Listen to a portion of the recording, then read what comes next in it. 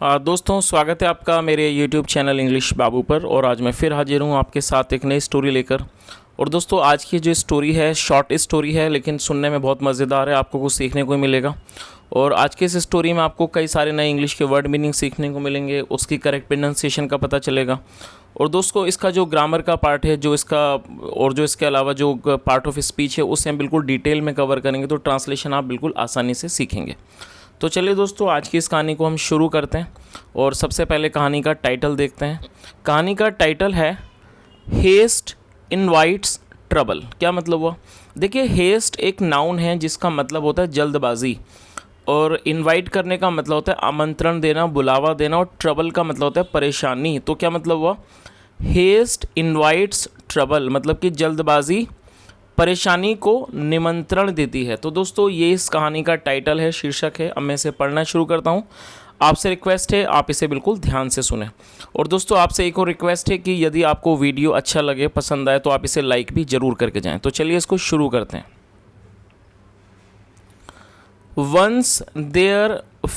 Once three friends saw a hotel. क्या मतलब हुआ? दोस्तों, ये जो आज की हमारी स्टोरी है पास्ट इंडेफिनिट में है। और पास्ट इंडेफिनिट में यदि हम अफर्मेटिव का कोई भी वाक्य बनाते हैं तो वहाँ पर वर्ब की सेकंड फॉर्म का ही प्रयोग किया जाता है। तो ये जो वर्ड है SAW, ये सी की सेकंड फॉर्म है। और आपको इसको सॉ पढ़ना है, जिसका मतलब सी मतलब देखना और सॉ मतलब देखा। तो इस लाइन का क्या मतलब हुआ? वंस एक बार, थ्री फ्रेंड्स तीन दोस्तों ने, सॉ देखा, अ होटल एक होटल को। तो इस पूरी लाइन का क्या मतलब हुआ? इसका क्या ट्रांसलेशन हुआ? Once three friends saw a hotel. एक बार तीन दोस्तों ने एक होटल को देखा। चलिए, पास्ट इंडेफिनिट का वाक्य है ये। They decided to purchase it and start a new business. क्या मतलब हुआ? दोस्तों, ये जो डिसाइड है, ये एक वर्ब है जिसका मतलब होता है निर्णय लेना या फिर फैसला करना। और यहाँ पर मैं आपको एक छोटी सी इन्फॉर्मेशन देना चाहूँगा।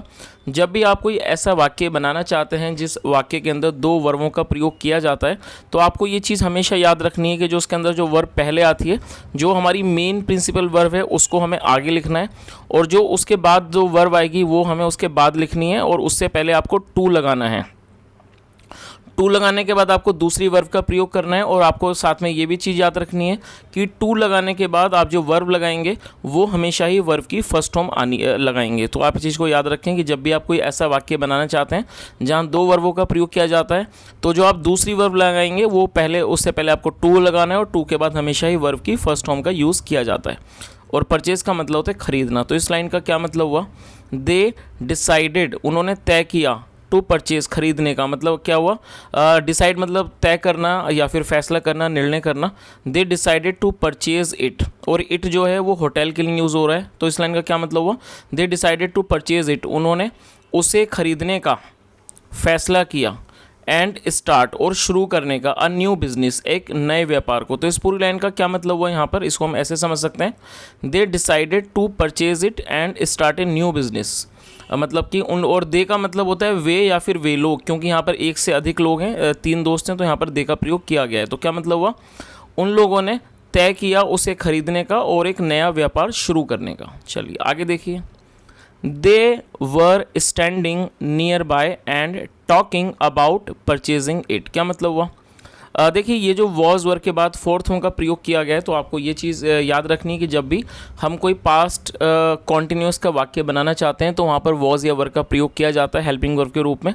यदि सब्जेक्ट प्लूरल नाउन होगा या आई वी यू दे होगा तो वहाँ पर वर आएगा। तो यहाँ पर वर्ग का प्रयोग किया गया है, और वॉज वर्ग के बाद फोर्थ फॉर्म आती है। और स्टैंड का मतलब होता है खड़ा होना। तो इस पूरी लाइन का क्या मतलब हुआ? देवर स्टैंडिंग नियर बाय, वे लोग पास में खड़े हुए थे। स्टैंडिंग मतलब खड़े हुए थे, नियर बाय पास में, एंड टॉकिंग और बात कर रहे थे, अबाउट बारे में, परचेजिंग इट इसे खरीदने के बारे में। तो इस पूरी लाइन का क्या मतलब हुआ? They were standing nearby and talking about purchasing it.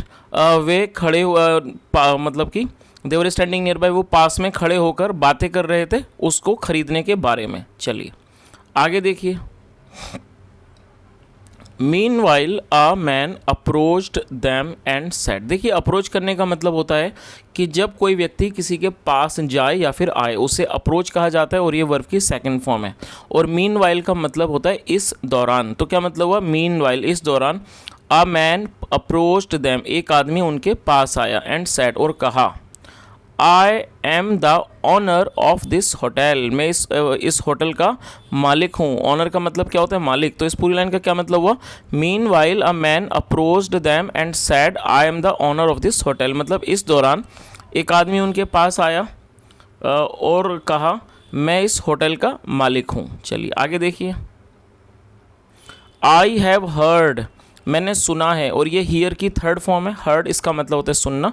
और दोस्तों जब आप कोई भी ऐसा वाक्य बनाना चाहते हैं जहाँ पर हैज़ हैव का यूज़ किया जाता है और थर्ड फॉर्म आती है, तो वो हमारा प्रेजेंट परफेक्ट का वाक्य होता है।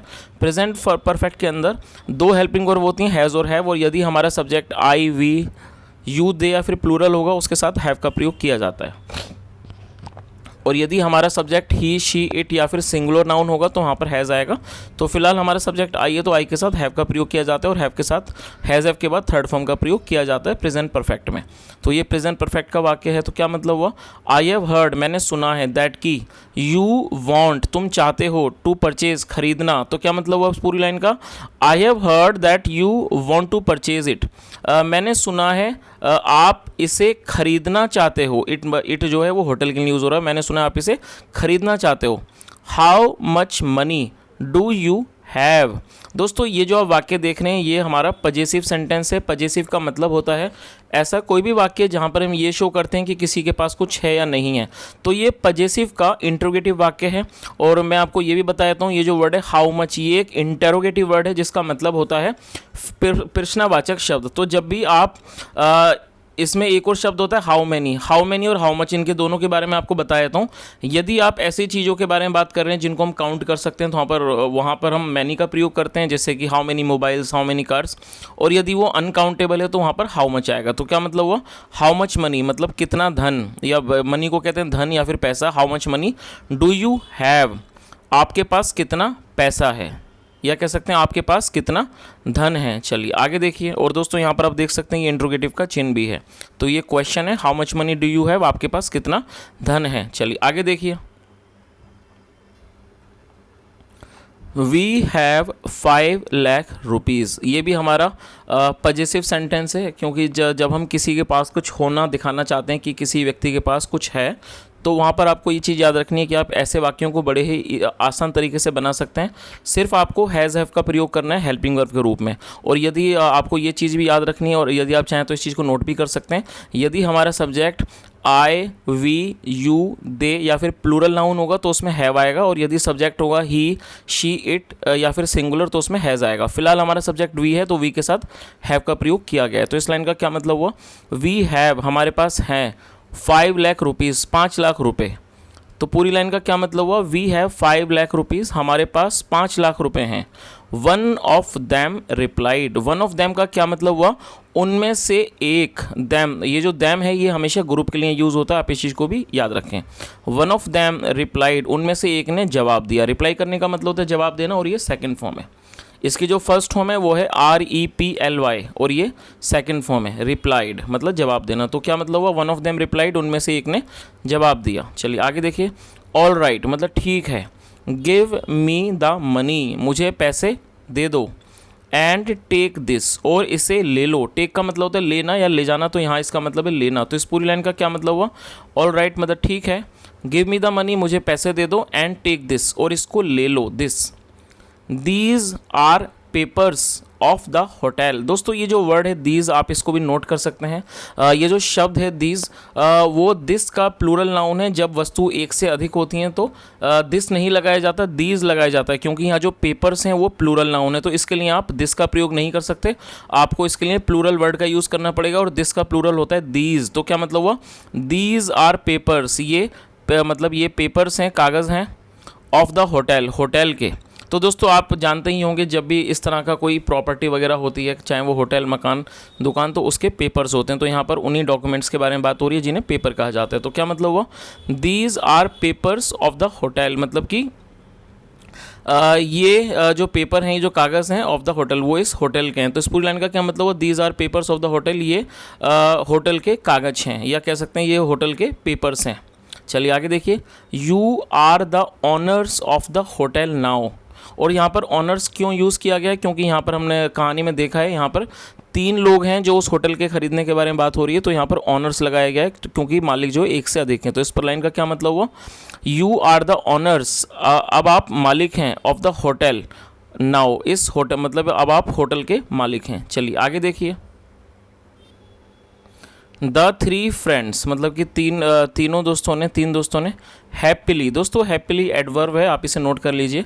आपने सुना जरूर होगा, हैप्पी का मतलब होता है प्रसन्न या फिर खुश, और ये जो वर्ड है हैप्पीली, ये एक एडवर्ब है और इसका मतलब होता है खुशी से। तो क्या मतलब हुआ? The 3 friends happily gave the money, मतलब तीनों दोस्तों ने खुशी से पैसे दे दिए। ये गिव की सेकंड फॉर्म है, gave the money, and took the papers, और ये टेक की सेकंड फॉर्म है टुक द पेपर्स, और पेपरों को मतलब कि कागज़ों को ले लिया। तो इस पूरी लाइन का क्या मतलब हुआ? The 3 friends happily gave the money and took the papers, तीनों दोस्तों ने खुशी से पैसे दे दिए और कागज़ों को ले लिया, मतलब जो उसके पेपर्स थे, कागज़ थे उस होटल के, उनको ले लिया। चलिए आगे देखिए, they entered the hotel. Enter का मतलब होता है प्रवेश करना, और ये वर्ब की सेकंड फॉर्म है। दे एंटर्ड द होटल, उन्होंने होटल में प्रवेश किया। एंड, और had a lunch. Had lunch का क्या मतलब हुआ? हैड का ये पास्ट में जब भी आप कोई ऐसा वाक्य बनाते हैं जहाँ पर किसी ने कुछ खाया पिया, मतलब कुछ ग्रहण किया, तो वहाँ पर आप प्रेजेंट में हैज़, हैव लगा सकते हैं, और पास्ट में हैड। तो क्या मतलब हुआ? दे एंटर्ड द होटल, उन्होंने होटल में प्रवेश किया। एंड हैड ए लंच, और उन्होंने लंच मतलब कि दोपहर का भोजन किया। द वेटर आस्क्ड दैम, दोस्तों ये आस्क का मतलब क्या हुआ? पूछना। तो क्या मतलब हुआ? द वेटर, जो वेटर था, आस्क्ड दैम, उसने उनसे पूछा, फॉर द बिल। और आस्क का मतलब पूछना भी होता है, मांगना भी होता है, तो यहाँ इसका मतलब है मांगना। तो क्या मतलब हुआ? The waiter asked them for the bill, मतलब कि वेटर ने उनको बिल के लिए कहा या बिल मांगा, बिल पेमेंट, बिल की पेमेंट के लिए। तो क्या मतलब हुआ इस पूरी लाइन का? The waiter asked them for the bill payment, मतलब कि वेटर ने उनको बिल की पेमेंट के लिए कहा। बट, लेकिन, दे सैड, उन्होंने कहा, we are the new owners of this hotel, मतलब क्या मतलब हुआ इस लाइन का? We are the new owners of this hotel, हम इस होटल के नए मालिक हैं। चलिए आगे देखिए, अब आगे देखिए इसमें आगे क्या होता है, आगे हमें पता चलेगा। The actual hotel owner came and examined their papers. क्या मतलब हुआ? एक्चुअल का मतलब था वास्तविक, जो वास्तविक होटल ऑनर था, मतलब होटल का मालिक, केम, ये कम की सेकंड फॉर्म में केम मतलब आया, एंड एग्जामिन, एग्जामिन का मतलब होता है किसी चीज़ की जांच करना, उसने जांच की। देयर पेपर्स, उनके पेपरों की। क्या मतलब हुआ इस पूरी लाइन का? कि the actual hotel owner came and examine their papers, मतलब जो वास्तविक होटल का मालिक था वो आया और उसने उनके जो पेपर थे उनकी उसने जांच की। एंड टोल्ड देम, और उनको बताया, दैट की दोज वर फेक, कि वो जो दोज वर फेक पेपर्स, मतलब कि क्या मतलब हुआ? और ये दैट का प्लूरल है दोज, आप इसको भी नोट कर सकते हैं, दैट का प्लूरल होता है those. Those were fake papers की, वो जो है नकली, फेक मतलब नकली, ये एडजेक्टिव है, वो नकली कागजात हैं, नकली पेपर हैं। आगे देखिए, the 3 friends had to wash the dirty vessels of the hotel to pay their bill. क्या मतलब हुआ? द 3 फ्रेंड्स, जो 3 दोस्त थे, had to wash. Had to का मतलब दोस्तों क्या होता है? ये एक तरह का फोर्स्ड एक्शन सेंटेंस है पास्ट का। जब भी हम किसी वाक्य में ये शो करना चाहते हैं कि पास्ट में किसी व्यक्ति को कोई काम मजबूरी में करना पड़ा, अपनी विवशता की वजह से या फिर अपनी इच्छा के विरुद्ध उस काम को वो करना पड़ा, वो करना नहीं चाहता था लेकिन उसको वो काम करना पड़ा, तो वहाँ पर उसको हम हैड टू का वहाँ पर हैड टू का यूज़ किया जाता है। तो आप इस चीज़ को याद रखें, जब भी आप किसी वाक्य में ये शो करना चाहते हैं किसी व्यक्ति को कोई काम मजबूरी में करना पड़ा या फिर करना पड़ता था, तो वहाँ पर आपको हैड टू का प्रयोग करना है। हैड टू जो है इसकी हेल्पिंग वर्ब है। तो क्या मतलब हुआ इस लाइन का? इसका मतलब भी समझ लीजिए। The 3 friends had to wash the dirty vessels, मतलब तीनों दोस्तों को गंदे, डर्टी वेसल्स मतलब गंदे जो बर्तन थे उनको धोना पड़ा, ऑफ द होटल, होटल के। टू पे देयर बिल, मतलब अपने बिल को चुकाने के लिए। पे का मतलब होता है चुकाना। तो इस पूरी लाइन का क्या मतलब हुआ? The 3 friends had to wash the dirty vessels of the hotel to pay their bill, मतलब तीनों दोस्तों को होटल के जो गंदे वेसल्स थे, बर्तन थे, उनको धोना पड़ा अपने बिल को चुकाने के लिए। आगे देखिए, सो इसलिए दे रियलाइज का मतलब होता है किसी चीज़ का एहसास होना, किसी चीज़ का पता चलना, तो उन्हें एहसास हुआ इस चीज़ का। दे मतलब उनको क्या हुआ, एहसास हुआ, रियलाइज्ड दैट की हेस्ट इनवाइट्स ट्रबल। जो हेस्ट है मतलब जल्दबाजी है, वो आमंत्रण देती है, निमंत्रण देती है किसे, परेशानी को, ट्रबल को। तो दोस्तों इस तरह से स्टोरी थी और मैं उम्मीद करता हूँ कि स्टोरी तो छोटी थी लेकिन जो इस कहानी से जो हमें शिक्षा मिलती है वो बहुत बड़ी शिक्षा है। जैसा हमने देखा इस कहानी में जो 3 दोस्त थे उन्होंने बहुत ज़्यादा जल्दबाजी में अपने जो पैसे थे 5 लाख रुपए एक ऐसे आदमी को दे दिए जिसने उनको नकली पेपर दे दिए होटल के, और उन्होंने जल्दबाजी में ये काम किया जिसकी वजह से उन्हें परेशानी का सामना करना पड़ा। तो दोस्तों ये हमारी आज की कहानी थी, और यदि आपको आज की कहानी अच्छी लगी हो, पसंद आई हो तो ज़रूर लाइक करें। यदि आपको मेरा पढ़ाने का तरीका पसंद आया हो, प्रयास भी अच्छा लगा हो, तो वीडियो को ज़रूर लाइक करें, शेयर करें, चैनल को भी सब्सक्राइब करें, और दोस्तों कमेंट के माध्यम से ज़रूर बताएं यदि आपका कोई सुझाव हो। सुनने के लिए thank you so much. Have a nice day and bye.